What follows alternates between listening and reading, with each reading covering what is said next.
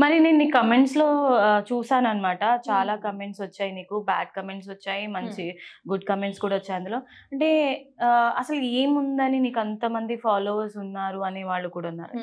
ఎందుకు అలాంటి bad comments ఎందుకొస్తాయి? ఇంకా సోషల్ మీడియా అన్నాక ఇంకా చాలా మంది అలా అవి చెప్తుంటారు. అలాంటి కమెంట్స్ నువ్వు ఎలా ఫేస్ చేస్తావు మరి? అంటే ఇంక సోషల్ మీడియా అంటేనే ఇంక ఎవరో ఒకరు లైక్ అందరూ మన మైండ్ సెట్‌తో ఉండాలని లేదు కదా! సో, ఒక్కొక్కరు ఒక్కొక్కలా ఉంటారు. సో, వాళ్ళు బ్యాడ్ కామెంట్స్ చేసేవాళ్ళు చేస్తూనే ఉంటారు. ఇప్పటికి పెద్ద పెద్ద వాళ్ళని కూడా కామెంట్ చేస్తూనే ఉన్నారు. సో, అవన్నీ లైట్ తీసుకుంటే మన సోషల్ పెద్దవాళ్ళనే మీడియా కామెంట్ చేస్తున్నారు. ఆఫ్టర్ ఆల్ నేనెంత అని అనుకోని వదిలేస్తున్నారు. అంతే లైట్. ఓకే. సో, మరి చిన్ను 10థ్ క్లాస్ నుంచి నువ్వు టిక్‌టాక్ చేయడం స్టార్ట్ చేసావు. ఆ తర్వాత రీల్స్. మరి నీ స్టడీస్ ఎంత వరకు కంప్లీట్ చేసావు? స్టడీసా? నేను 10థ్ కోవిడ్ బ్యాచ్. హుహు. 10థ్ కోవిడ్ బ్యాచ్. ఇంకా ఇంటర్ కూడా అలానే డిలే అయింది కదా! 1, 2 ఇయర్స్. సో, దాని తర్వాత ఇంటర్ జాయిన్ అయ్యాను. ఇంటర్ సెకండ్ ఇయర్ కంప్లీట్ చేసేసాను. ఇప్పుడేంటి నెక్స్ట్ ఏంటి? ఇప్పుడు డిగ్రీ చేయాలి ఓపెన్.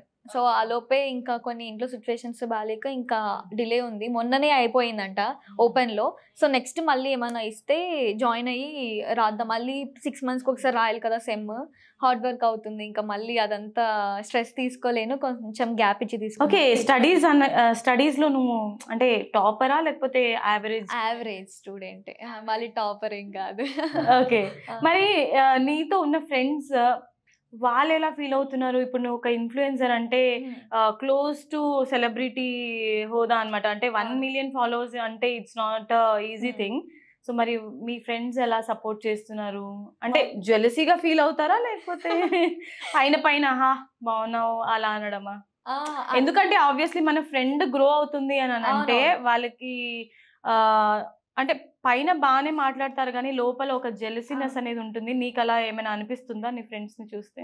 అలా ఏం లేదు. నా ఫ్రెండ్ అంటే నేను లేను వాళ్ళతో. నేను ఆంధ్ర. నాది అనంతపూర్ డిస్ట్రిక్ట్ హిందూపూర్ అనమాట.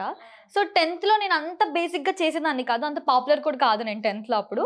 నార్మల్‌గా చేసేదాన్ని. టీజ్ చేసేవాళ్ళు. బాయ్స్ కానీ, గర్ల్స్ కానీ లైక్ వీడియోస్ చేస్తది కదా అని చెప్పి.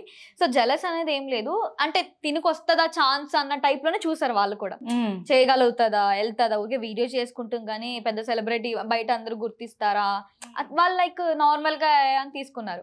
సో, ఇప్పుడు నేను హైదరాబాద్ ఎప్పుడైతే వచ్చేసానో, సో, ఇన్‌స్టాలో కానీ పెరగంగానే ఇప్పుడు ప్రమోషన్స్ కానీ అలా చేస్తుంటే, అరే! ఇంత మంచిగా ప్రతి ఒక్కరు ఇప్పుడు కాలేజెస్‌కెళ్తే మా ఫ్రెండ్స్ ఇలా అడుగుతున్నారు. మా ఫ్రెండ్ అని చెప్తే ఎవరు నమ్మట్లేదు నిన్ను అని అంటున్నారు. సో, అప్పుడు కాల్ చేసి చెప్తుంటే హ్యాపీగా ఫీల్ అయ్యా. అంటే వాళ్ళు ఎక్స్‌పెక్ట్ చేయలేదు కదా! నువ్వు ఎక్స్‌పెక్ట్ చేసావా పోనీ నీకు ఇంతమంది ఫాలోవర్స్ నేను ఉంటారు అని? ఎక్స్‌పెక్ట్ చేశాను. అంటే అంతగా కాదు. మరి ఇంతగా ఎంకరేజ్ చేస్తారా అని అనుకోలేదు. జస్ట్ నార్మల్‌గా ఓకే అని అనుకున్నా. అంటే ఎప్పుడైనా ఎవరైనా వచ్చి మేడం మీరు చాలా పెద్ద ఫ్యాన్ అండి. మీరు వీడియోస్ చేస్తున్నప్పటి నుంచి చూస్తున్నాను అలా చెప్తారు కదా! అరే మంచిగా అనిపిస్తది అప్పుడు. అరే ఓకే. సో, జనాలు ఇదంతా నువ్వు ఇష్టపడుతున్నారు. చేసింది దీనికోసమే కదా! అవును. ఆఫ్‌కోర్స్ అంతే. అంటే ఇటు సైడ్ వస్తాను నేను అనుకోలేదు. నా 10థ్ కోవిడ్ అవ్వడం వల్ల టిక్‌టాక్ ఆపేసిన తర్వాత నాకు ఛాన్సెస్ రావడం జరిగాయి. ఫోక్ సైడ్ అక్కడ. సో, దాని తర్వాత ఇంకా ఇలా అయింది. ఓకే.